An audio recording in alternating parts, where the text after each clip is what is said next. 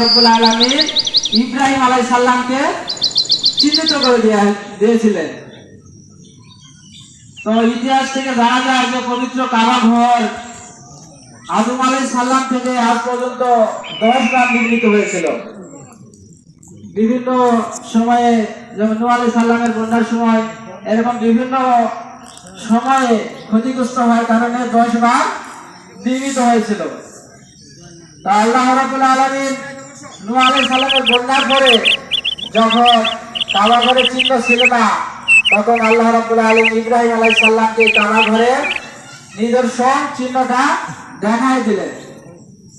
তা আল্লাহ রাব্বুল আলামিন এই ঘরের চিহ্ন দেখা দেওয়ার পরে বললেন যে আল্লাহ তুশরিক বিল্লাহি শাইআ, আল্লাহ রাব্বুল আলামিন বললেন যে কোনো কিছুই আমার সাথে অংশীদারি স্থাপন করবেন না।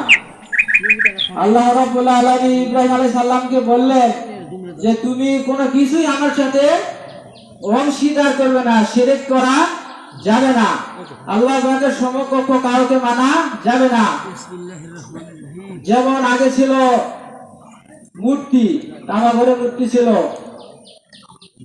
মূর্তিগুলোকে যারা বিধর্মী, যারা নাস্তিক, যারা আল্লাহ পাককে বিশ্বাস করতো না, যারা দেবদেবীকে বিশ্বাস করতো, তারা দেবদেবীকে সৃষ্টিকর্তা বা প্রভু বলে মানত।